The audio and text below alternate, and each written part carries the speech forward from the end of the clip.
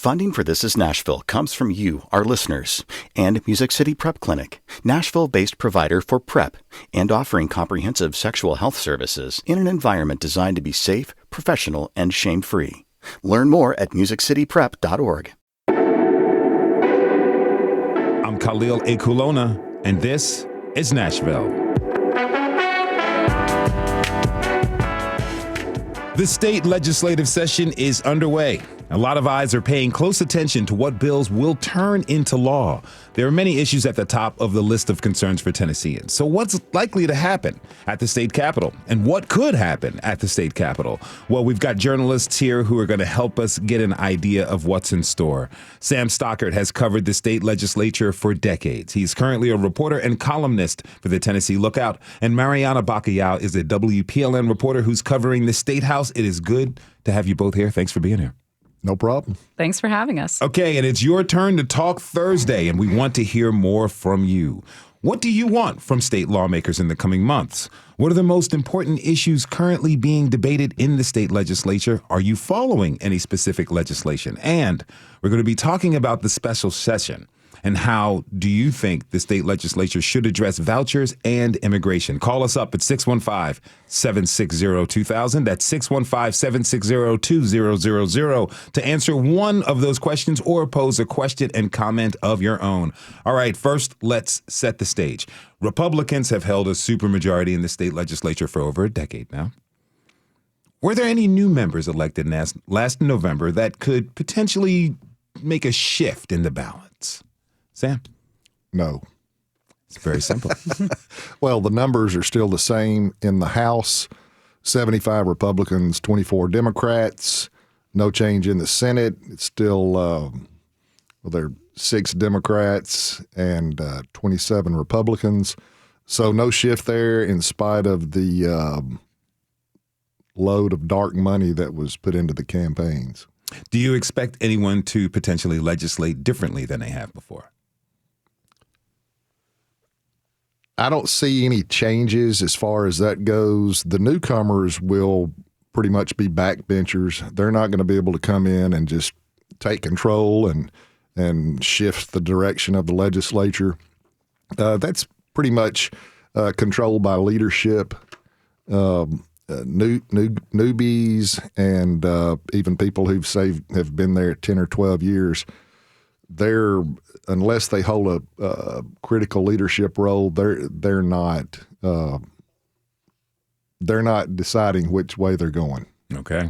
All right. Now, the legislative session began this week, and one of the first items on the agenda are proposed rule changes. There are big adjustments brewing, including how many bills a legislator can file and how visitors and legislators can conduct themselves. Both Republicans and at least one Democrat have introduced competing legislative packages that address the rules. Now, Sam, the Republican package, it kind of looks to limit the number of bills that a legislator can file to the number 12. Right now, can a legislator file an unlimited number of bills? No, there's a 15 bill limit. But chairholders can file more. I believe they get 5 more. And the majority leader who carries the governor's legislative package carries all of those bills. And I believe the speaker can probably have more too. It's going to be what they voted on today and what they passed was 12. And then subcommittee chairs get, I believe, 2 more, and the chair people get 5 more. And, the big complaint among Democrats is that waters down their voice because they don't hold any chair positions. They got no leadership. Well, they do have leadership, but they don't have chairs. So they don't, and the chair and of the Democratic caucus and the leader of the Democratic caucus, they don't get extra bills. So the only ones who get extras are the Republicans, and that gives them more power. What's the reason for this proposed limit? Is it a power game? Well, I'd say probably so. It's just a continued move to wipe out the Democratic voice. Now, keeping up on the rules, Republicans are also looking to pass stricter limits for anyone who disrupts the floor sessions, which is where they came together twice in a week to vote on bills. Now, to paint a picture for anyone who hasn't been to the Capitol, a House chamber has a balcony with rows of seats for spectators. Over the last few years, visitors and advocates have become a lot more vocal. We've talked about it here on this show and on WPLN. There are already rules in place to curtail some of that activity, like not allowing signs larger than an 8.5 by 11 piece of paper. What new restrictions are they proposing this year? Well, they passed them today. Okay. If you're in the gallery, you get kicked out of the gallery. You get kicked out of the lobby in the Capitol. If you get kicked out, I believe it's a couple of times, then you can be banished for the entire session, and that lasts 2 years. So you better wait until the end of the second year before you start raising hell. Okay. So now, Marianna, you just started covering everything at the State House. What's your experience been like so far?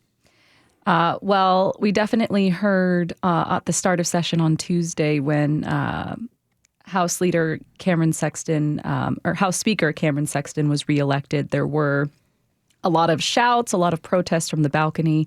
Not as many protesters as we saw, obviously, during the special legislative session on guns in 2023. But, you know, some yelling, some rowdiness, and obviously these House rules are a response to that, to sort of curtail like jeering during House proceedings and what members of the balcony can do. Now, there's rules also governing what members can do themselves. What are these proposed changes for member conduct? Well, the new rule is if you're called out of order numerous times, it's tough to pin them down on the number. They can remove you from the chamber and put you in what we're referring to as the penalty box. And that the penalty box would be a House hearing room in the Cordell Hull building. You would be able to vote. They would have a button there for you to punch, yay or nay, or present not voting. I mean, all this stems from the Covenant School shooting and the subsequent protest and all the rancor that has popped up the last couple of years. I asked today if Speaker Sexton thought it was constitutional. Of course, he doesn't think it is. That could be. I mean, it's kind of being challenged in court right now because Representative Justin Jones has filed a lawsuit against Speaker Sexton and staff over their handling of him and rules and so forth the last couple of years. So it's still in litigation. And I wouldn't be surprised if someone did challenge this too. See, it feels like what you described is kind of a legislative timeout they are putting people who break the rules under. So they're making these moves to try to avoid expelling members? That's the way Speaker Sexton explained it today. They didn't really. He said they didn't have the rules that they needed a couple of years ago, and their only option was to have an expulsion hearing when they expel 2 out of 3. But now they can put you in timeout or the penalty box, whatever term you want to use, and that, he thinks, will handle a situation. Okay. Now, Marianna, Governor Lee announced this week that he will have a special legislative session to focus on passing an expansion to his school voucher program. But they're in session now. Explain this to me. How can he call a special session when the session is already underway? Well, it's definitely not typical. I talked with State House reporters from other states, and their governors have not typically pulled this particular lever. But there's 2 weeks of like organizational time between when the legislature starts and when they're back on the House floor bringing bills. And it's during that 2-week period that the special session is going to take place starting January 27th. So that is essentially just fast tracking some of the bills he'd like to focus on. It's focusing on his signature legislation with the Education Freedom Act, which expands this program statewide. And in addition to that, the governor is also focusing on disaster relief for the counties in East Tennessee that were hard hit after Hurricane Helene, and immigration, which he says is also in that realm of issues that need to be handled sooner rather than later with Trump's inauguration and the need to keep communities safe. Who controls what bills can be introduced during the special session? That might be a question for Sam. Well, I mean, what bills are introduced? I mean, you file your bill, then you put it on what you say it's called put it on notice to go into the first committee, and then you might not necessarily choose which committee it goes to, but then it goes to the committee, and if it gets out of committee, there might be another committee it has to go through. If it has a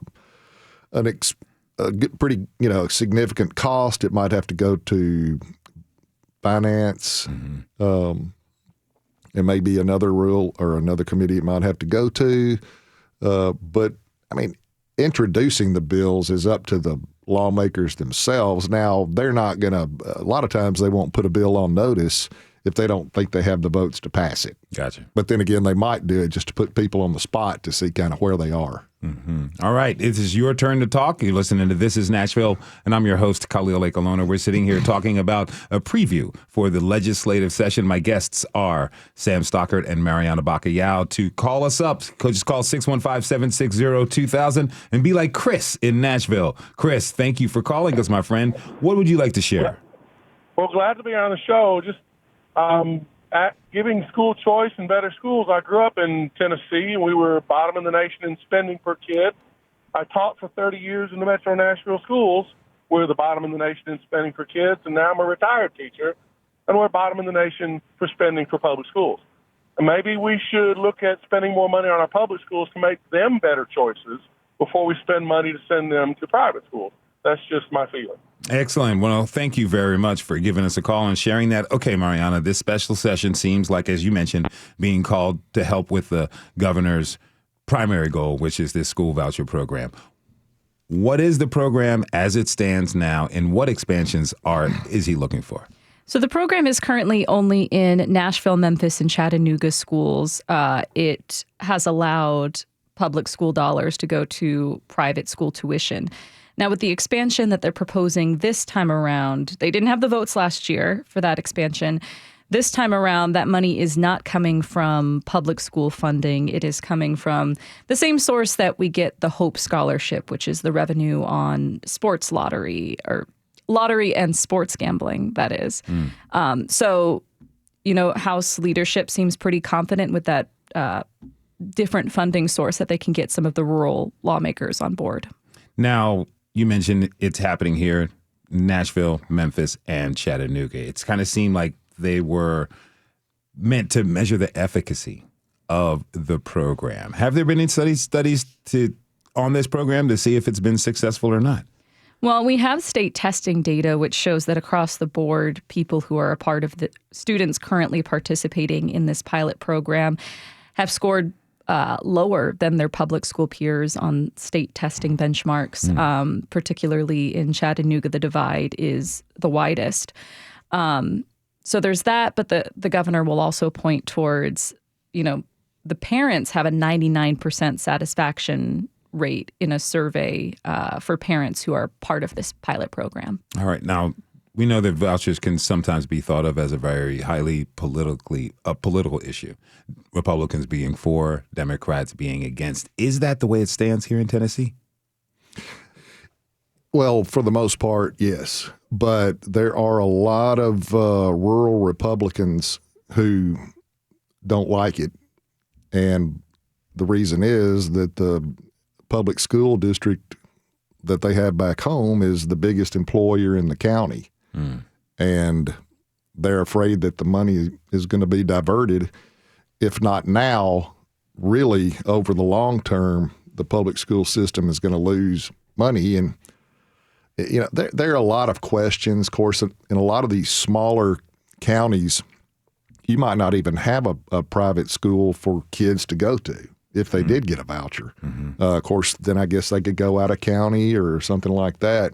But there are a whole lot of questions about it. And I think the biggest question is whether this is just the beginning of the demise of public education.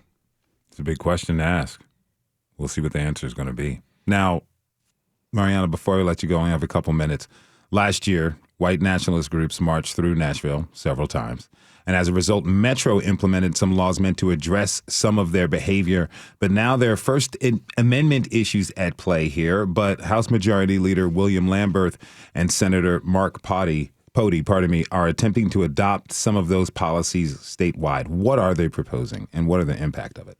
So those ordinances look like you can't hang signs over overpasses.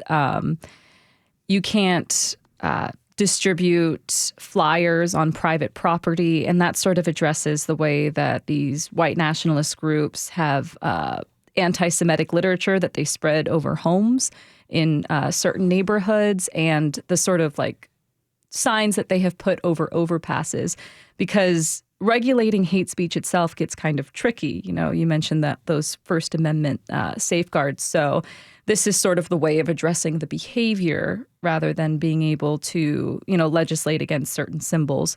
And the bill before the House has that. It also has some added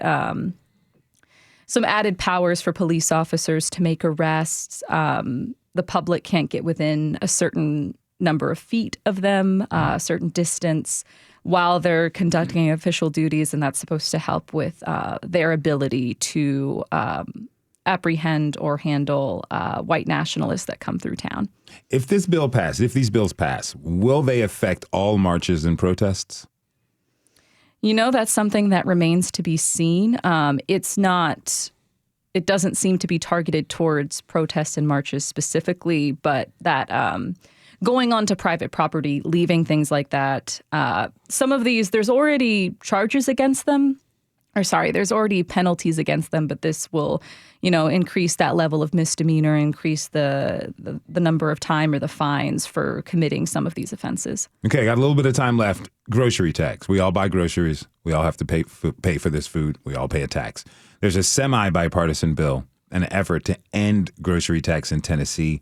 And there's a little bit of disagreement on both parties on how the state will make up for the lost revenue should that tax be eliminated. How much money are we talking about? And what's the essence of this disagreement? Not certain on the total amount of money, but I asked Senator Bo Watson about that the other day. He's sponsoring the Senate version of the Republican bill that would cut the grocery tax. I think it's roughly 4% of what you buy at the grocery store. But for his bill, there's no replacement money.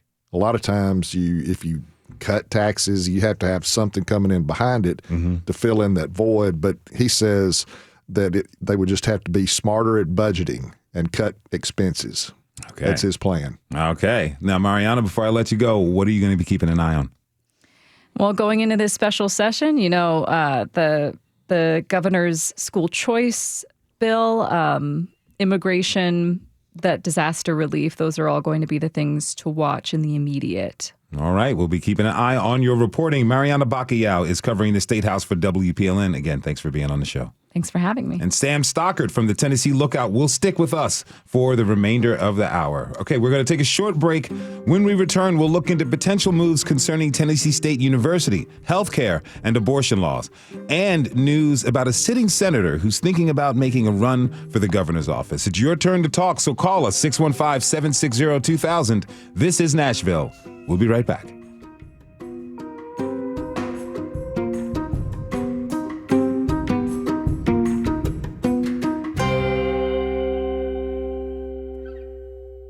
Funding for This Is Nashville comes from you, our listeners, and Music City Prep Clinic, Nashville-based provider for PrEP and offering comprehensive sexual health services in an environment designed to be safe, professional, and shame-free. Learn more at musiccityprep.org. I'm Khalil A. Colonna, and this is Nashville. We are previewing the state legislative session that got started this week. What laws will be passed? What issues will be addressed? By the end of the session, we'll have answers to all of those questions and more, but let's look at what we can expect from the 114th General Assembly. Joining us now is Catherine Sweeney, healthcare reporter here at WPLN. Catherine, good to have you back. for having me. Yes, and still with us is Sam Stockard, reporter and columnist for the Tennessee Lookout. Thank you for being here, sir. Sure thing. All right, it's Thursday. That means we want to hear from you. Call us, 615-760-2000 to join the conversation. And I'm serious, we get too many emails and messages about what's going to happen in this legislative session for people not to call. So call us up. This is your time to learn. 615-760-2000. Have you reached out to your elected officials regarding any of the state issues recently? And if so, what was the response? There were protesters at the Capitol on the first day of sessions this week. Were you one of them? And if you were, what was it like? And also, which bills are you particularly watching closely this session? Again, call us up, 615-760-2000. All right, we're going to get to Tennessee State University. Sam, TSU has been in the news recently because of issues with their finances. Last week, Federal Education Secretary Miguel Cardona and Agricultural Secretary Thomas Vilsack sent a letter to Governor Lee, encouraging him to take a deeper look at the decades of unequal funding between TSU and the University of Tennessee, particularly Knoxville. How was that letter received by Governor Lee? Well, I don't know that he has addressed the letter that closely, but I wouldn't expect him to be listening. And, I don't think he put it under his pillow. They're going to be out of office here pretty soon when the Trump administration comes in. And I just don't think they're going to be listening. Now, Governor Lee will tell you that he has already started trying to chip away at that with, I believe, was it $250 million 2 or 3 years ago that's supposed to go toward campus improvements. I mean, the people at TSU would tell you, that's still a long way from what they deserve to get. And if you drive over to the campus and walk around for a little while, you'd probably agree. The campus itself is in dire need of upgrades and so forth, and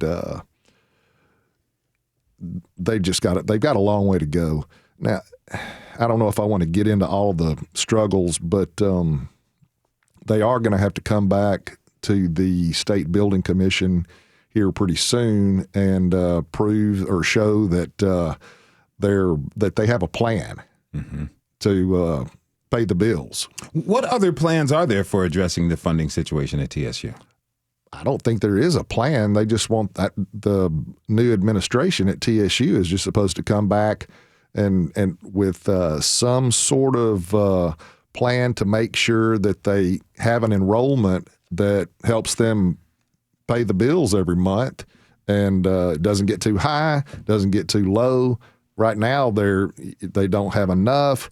2-3 years ago, they had too many scholarships that they weren't able to keep paying. I mean, it was pretty disastrous. It's hard to say exactly everything that caused that. I know that there was a big demand after the pandemic or during the pandemic to go to HBCUs. And so they felt like they were offering scholarships to all these kids who wanted to come.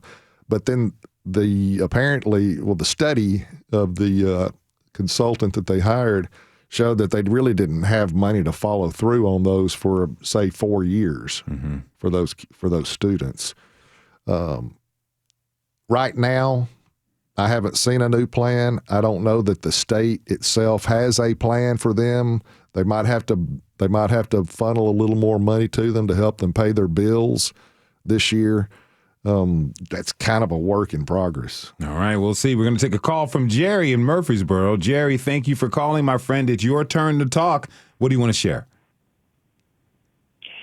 Well, I'm glad to hear from Sam Stockard again. He used to be kind of local around the borough, and I always enjoyed his work.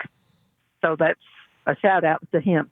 Well, thank you. I would like to also know, in terms of TSU and in terms of the private school voucher plan, if they've got money to spend on private school vouchers, why don't they start paying TSU back some of the $2 billion they're owed? They don't need to be trying to sell off their property. Interesting question. You want me to speak for Governor Lee and Comptroller Mumpower? Well, speak from your heart. Well, it does seem that they have a lot of money. And, well, they really did have a lot of money a couple of years ago. Then they started spending it like drunk sailors. And now that they've cut the franchise and excise tax and given rebates all over the place, I think they've given something like $8 billion or something. It's a bunch. That may not be the correct number, but it's a bunch. The only thing I can tell you is that they feel that they have given TSU, or they've started chipping away at that number with the $250 million, 2 or 3 years ago, and then also helping and allowing them to divert some money from construction to help pay the bills. And I think they the state kicked in a little bit more money to help them back in October when they were financially strapped. So if you ask Bill Lee and Jason Mumpower, they are helping them. Now, I would probably say that they need to do more. But I think it seems to me they need to do a lot more. And going further into the situation of other things with the state, I just heard today on WPLN that there is a class action lawsuit going through to DHS because of the way they have mishandled and cheated people who needed food stamps. Yes. I have not read the lawsuit. I'm sorry. I don't know. I don't know what it seems like everything the state does that I hear a lot about has some penalty for the poorest people, the most unfortunate people, the disabled people of our state. Jerry, let me ask you this. Let me ask you this question. This is a question we were saving for the next segment, listener prompt. But I think it's important to ask you, since you're calling with this very impassioned opinion and stance. Are you satisfied with the state legislature? No. Very plain. Thank you very much for your honesty and candor. Really appreciate it, Jerry. Thank you so much for calling and being a part of the conversation. Have a good day, okay? Thank you for taking my call. Yes, ma'am. Yes. Bye-bye. Bye now. All right, now, Catherine, I'm going to switch over to healthcare a little bit, because what we have going on is there's a slew of bills that are making their way through the state legislature, including a bill to address the procurement of an abortion pills through the mail. Right now, if you live in Tennessee, is going through the mail the only way to get these pills? Outside of traveling, yeah. And then it's such a patchwork. I think people really underestimate how complicated it is, to the point where I want to couch it and say, I'm not a doctor or a lawyer or somebody who works for an abortion fund.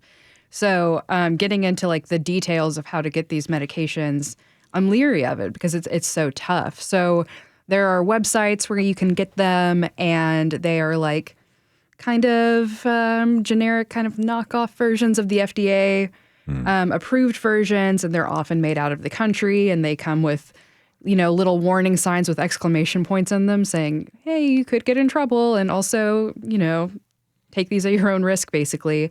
And then there are ways that you can get them that's it's telehealth, so you're working with a doctor who's out of state, and, a few other ways. But yeah, this bill would punish anybody who sells these pills into Tennessee, and it would kind of make it like a big, like a mafia crime. It was like a very interesting way of enforcing this, and it would come with a lot of like really expensive penalties.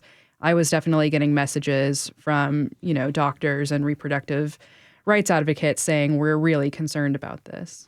Would the bill punish the providers or the folks who get them? The providers. I think a lot of these bills, like the abortion bans across the country and, all these restrictions really focus on providers as of now. Reproductive rights advocates would say people are still getting prosecuted for getting abortions, but, local law enforcement is using kind of backdoor parts of different laws. On the whole, I think abortion, like anti-abortion advocates would say none of these laws are going after mothers. Who's proposing this? I I think it was Gino Bolso, but I cannot quite remember. I should pull that up. All right. Now, children's health is also on the table this year. What is the focus? I think both with children's health and just health overall, it's kind of this really piecemeal approach where it seems like certain lawmakers have like issues that they really want to focus on, but it's really different from vouchers or immigration or something like that, where there's this kind of groundswell around one issue and like, you know, there's a current that people are following. With health, it just seems, you know, there are lawmakers who say we really want to take care of people with sickle cell anemia, or we want to make sure kids who have seizures at school can administer their own meds. It's very smaller, bite-sized approaches to trying to improve health in Tennessee. Now, there's been some news regarding the state's SNAP program, which helps low-income people buy nutritious food. There's a proposal to lift some of the restrictions. Is that right? Yeah. So it looks like what they're saying is, and there's a bill to do this. So I guess in Tennessee, if a parent fails to get their kids to school enough fails to get their shots and things like that, they can have their SNAP benefits docked by about 20%. And there's a bill to get rid of that policy. But yeah, SNAP, our friend Jerry was just talking about it. There is a federal lawsuit filed this month that alleges basically that the Department of Human Services is engaging in persistent and systematic failure of people who are trying to get these basically monthly stipends to help pay for food. What happened in these 12 cases, so it's a class action lawsuit. So there are 12 people telling their stories, and then the attorneys are saying these are representative of thousands of stories. But in the 12, people who really did qualify and should have been getting benefits were rejected because of administrative mistakes. I think one of the most frustrating examples I saw, a woman uploaded her final pay stub, and they said, hey, you never uploaded that pay stub. So she uploaded it again, and then she was told it was never uploaded, even though the online portal said you've uploaded it twice. So she uploaded it again 3 separate times. And when she finally got her rejection letter, it said she was getting rejected because she hadn't uploaded that pay stub. Wow. And so she went through 9 months of appeals and going back and forth. And she eventually did get the benefits she was entitled to, but by then she and her young son were evicted. And it's saying things like that are happening, that people are getting rejected for reasons that don't make sense when they are eligible. And then they're going through these really long appeals processes when those are supposed to take 60 days by federal law. And then, they're just suffering in the meantime because money that would go to food, money that would go to rent has to go to food. So people are losing homes or getting their utilities shut off. And they're saying this is like a very widespread problem. Yeah, a big problem. And if you're just tuning in, this is Nashville, and I'm your host, Khalil Colonna. It's your turn to talk. What are we talking about? The state legislature and this session that is now in session. We are going to be taking a look at what's on the books for the 114th General Assembly. You can call us up at 615-760-2000. You can be like friend of the show, Dee Marie, giving us a call. Dee Marie, it's so good to have you call us. What would you like to share? So, hi, Khalil. Hi. My comment has to do with Tennessee State University and the fact that there is this $2+ billion that's still owed to the institution, plus the interest. Yes. Plus the interest on that money as long as it's been withheld. And then in the midst of all that, there's all this concern about them not doing what they're supposed to do for the university. They don't have the funds. If the funds were released, that would help. The governor has appointed a board that they could sit down with and come up with a comprehensive plan as to how to rectify all of this. And it would not include selling off the land that TSU has. So that's my concern. Thank you very much for calling and sharing that with us. You know, Sam, we talked about this a little bit. I'm curious. I'm not sure how it works here, but in most states, they have what is known as a rainy day fund. Case finances get really bad, emergency funds, usually in the billions, that can go to addressing an issue. Is it plausible that the state taps into this rainy day fund to become even and solvent with TSU? No, not a chance. I mean, they wouldn't tap into the rainy day fund for the hurricane victims in Northeast Tennessee. I mean, I'm hearing from lawmakers on both sides of the aisle, if you ever had a reason to use a rainy day fund, that was it. But the governor never did call the lawmakers into session. After that, he's waited four to 5 months to have a special session on it. No, I don't think they'll use that money for TSU. They won't do it. All right. D. Marie, thank you so much for giving us a call and bringing up your concern. Can I ask a follow-up question, please? Yes, ma'am.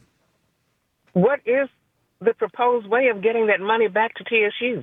Those are funds that would save the college, the university, that whole facility from having the difficulties that they're experiencing right now. It's their money. The federal government had allocated it for HBCUs, and repeated accounts in the media and news have said that the state of Tennessee has been found to have withheld the funds. So how do you plan to get that money that already belongs to the school to the university? That's my question. How do I plan to get the money to them? If it were me, they would already have it. But I'm not in charge. They, as I said earlier, they would tell you that they're already chipping away at that amount. And the governor did say a week or two ago that they have a long journey. And I think my response was it could take an eternity. We'll see. Let's hope it doesn't take that long. D. Marie. Does that mean that the funds have been used for something else? Why would you chip away at funds that are already allocated and should be sitting there to be sent to the university? Apparently they have been used for something else, but I'm not certain about how the money was used. I don't know where it went. I'm just not sure. But then they're holding the university accountable for something that they can't offset because they don't have the funds to do it. Yes, I completely understand the conundrum that this is and the egregious problem of underfunding TSU for so long, what it's meant for the community, how it has really hurt and hamstrung the school. D. Marie, I promise you this, if we can get Governor Lee to come on This Is Nashville, I will make sure you have space to ask him these questions. Oh, my goodness. Thank you so much, Khalil. Yes, ma'am. Thank you for calling, okay? Absolutely. Have a great day. You too. Okay, we're going to move on to a call. We got Eileen in Spring Hill. Eileen, thank you for calling us. What would you like to share? I would like to share, as a longtime resident of Tennessee, that Tennessee has been at the bottom of educational outcomes for decades. My entire family went to Tennessee public schools, however, at a much earlier time when they weren't as close to the bottom. Also, vouchers used by wealthy people, vouchers are almost universally used by wealthy people or people who already have children in private school. And this has been documented by various studies, including ProPublica, Economic Policy Institute, Kentucky Economic Policy Institute, Louisiana, and many others. Arizona and other states have also tried to use vouchers, and they have been major failures. I don't believe that, as a Tennessean, that having our legislature throw money at proven failures is a good use of the taxpayer money. It largely affects poor people who couldn't possibly get to any private schools to begin with due to the state of their poverty and their location.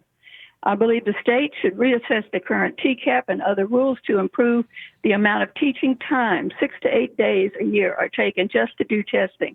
And teachers universally in Tennessee have stated that is a major impact on their teaching time. We should be exploring after-school tutoring programs. We could use retirees. We could rehab buildings or houses in various locations, use them near to the schools in order to provide volunteer tutoring. I've done it for 11 years, and it does help particularly those students who are struggling. Yes, ma'am. We have to improve salaries. I don't care what the state says about, we're so great, we improve the salaries. The salaries are not in that an educated person can live on by the time they take out their taxes and their health insurance. Tennessee salaries are pathetic, and they have always been. And these are a lot of the issues. Eileen, I really appreciate you calling. One last one. Yes, ma'am. Yes, ma'am. For new avenues, we have to get math teachers, qualified math teachers in the schools. And right now, the Central High School in Maury County has gone 3 years without any math teachers. This is a tragedy. It's a tragedy for everyone who lives in Maury County and all over the state of Tennessee. Thank you for letting me speak. Yes, ma'am. Anytime. That's what we do here. It's your turn to talk, and we are glad that you called us up to talk. Thank you so much, Eileen, for giving us a call. Okay, we're going to have to go to break real quick, but before we go, Catherine, what are you looking forward to in covering? Wow. I guess I think that there are some solutions-oriented bills, and I think that it would be really interesting to cover those. I love to cover solutions to a problem instead of just writing about a problem. All right. Catherine Sweeney is the healthcare reporter for WPLN. Thank you again for being with us. Thanks, Khalil. All right. We're taking one last break. When we come back, we're going to get back to your calls and discuss legislation concerning immigration and guns and a potential senator who may be running for governor. Call us up, 615-760-2000. This is Nashville.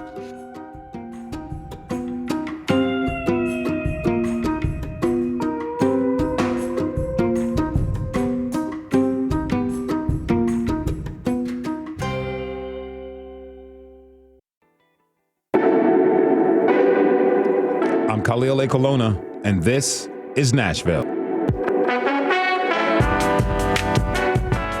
All right, today we've been previewing the 114th General Assembly with Sam Stockard of the Tennessee Lookout and journalists from WPLN. Joining us now is Char Daston from WPLN. Char, good to have you back. Thanks. Good to be back. Good to have you. All right, listeners, you know the deal. Call us at 615-760-2000. We don't have much time left, so I'm jumping to it. Sam, I teased this. Axio reported this week that Senator Marsha Blackburn has been telling people she's likely to run for governor in 2026. Yeah, I wrote last week that she could be a wild card in the gubernatorial race, and I think it's probably going to clear the decks or whatever, and maybe Congressman Rose stays in for a while. Don't know that he'd have much of a chance against her. She's extremely popular, but just talking to people in the halls yesterday, Republicans, I won't say their name because they'd probably be beheaded. But they feel like she's sort of a divider and not a uniter. She's great at getting people fired up to oppose an state income tax, but can she govern an entire state and bring people together? That's the question. All right. Among Republicans. We'll see how We'll see how that develops. Okay, now, Char, earlier in the show, we spoke about the special session that will start on the 27th, which will cover vouchers, disaster relief, and immigration policy. Governor Lee hasn't released details on what immigration legislation will likely to be addressed, but he did say in a statement that the state is preparing to, quote, be ready on day one of the Trump administration to support efforts to secure our nation's borders and keep communities safe, end quote. What could that mean? We are still figuring that out. He hasn't been super specific, but we do know that Governor Lee has expressed willingness to use, for example, the National Guard to help with President Trump's planned mass deportations.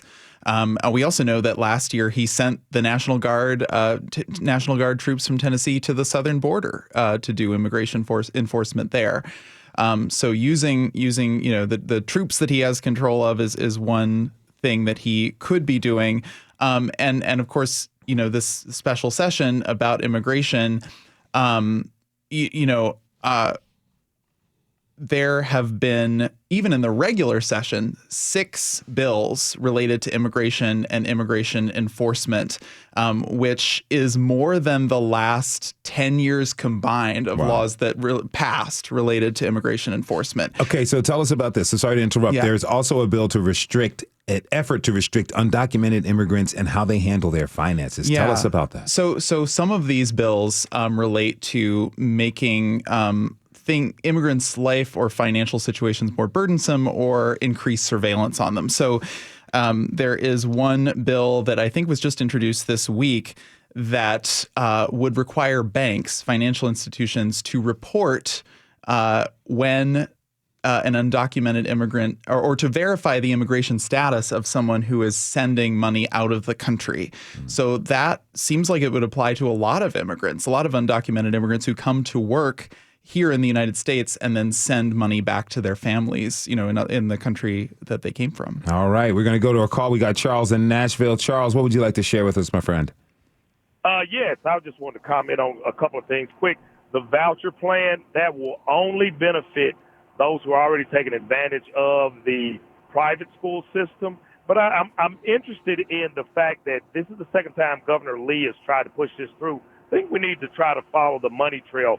What is the benefit for him, and why is he pushing this on the state of Tennessee? With the immigration part, the thing that's interesting is if they are very hard on all these immigrants, who's going to do all this work? Our builders, our infrastructure. Because most people here in Tennessee, for years and years, when they took all of those types of trade schools out and things out of high school, we don't even have skilled workers enough to keep our infrastructure going. But that was my full comment. Thank you. Thank you very much for sharing your comment. Now, Sam, on the immigration tip, a law was passed in the state legislature last year that requires local law enforcement to tell federal governments and immigration enforcement agency the immigration status for anyone arrested for a criminal offense. This year, Republican Senator Todd Gardenhire, of Chattanooga, wants to amend the law to carve out an exception. What is he proposing with that? I believe he's really targeting K through 12 students. He doesn't want them to be in danger of being deported. I guess Gardenhire has a little bit of a soft spot for kids, even though he tries to come off as mean. But that's his deal. I believe they have a good number of Hispanic students in his district, and he's trying to protect them and keep them from being, booted. Now, another Republican representative, Todd Warner of Chapel Hill, is going in the other direction. What is he proposing? Well, I believe it has to do with those who are arrested, and it would, I believe, be quicker deportation. I haven't really talked to him much about it here lately. I think he's more focused on the private school voucher bill, but it will be interesting to see whether there are any trade-offs coming up in the special session on because you've got so many things. Of course, they said today, the Republican leadership said today that there is no horse trading in the legislature. And I was just absolutely floored. I thought that's how they did things up there. That is what we're taught in civics class. We'll see. Real briefly on guns. Have there been what's the likelihood of gun safety legislation that's going to be revisited or established this year? Nil. Yeah. Char, what are you keeping an eye out on? So as I report on immigration in the coming months, I'm looking at what bills will be introduced in the special session. We have a wonderful intern here, Helena Harris, who I wanted to shout out because she's been helping me keep track of the bills that have been introduced. She's fantastic, and she is in high school. She's a junior at Harpeth Hall, so thank you, Helena. But I'm also going to be looking at, I'm looking at, as our caller Charles mentioned, immigrants power a lot of our local and regional economy. A statistic that I've been able to collect is immigrants make up around 70% of farm workers, around 25% of construction workers, all that construction going on in Nashville, and almost 17% of healthcare workers.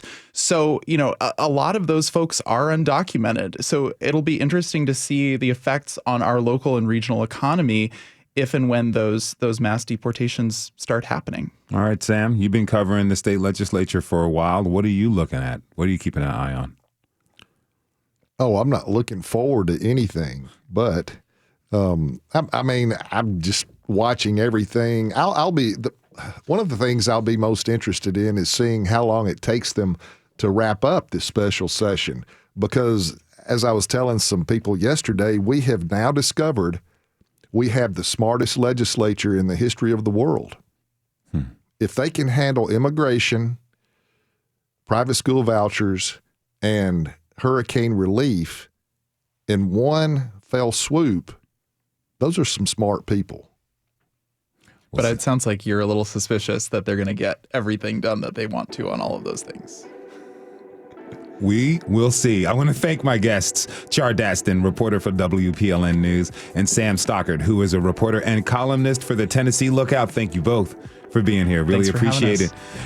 And thanks to you for tuning in this hour. This is Nashville is a production of Nashville Public Radio. Today's episode was produced by Mary Mancini. It was directed by Tasha A.F. Lemley. Our technical director and board operator is Liv Lombardi. Josh Deepin was on the phones. The masterminds behind our theme music, LaRange and Namir Blade. Listen back at thisisnashville.org or wherever you get good podcasts. And the conversation does not end here. Comment. Tell us what you want to hear on the show by leaving us a message, 615-751-2500. You can find us on Blue Sky, Instagram, and you can tweet us at This Is Nashville. This is Nashville. I'm Khalil Ekulona.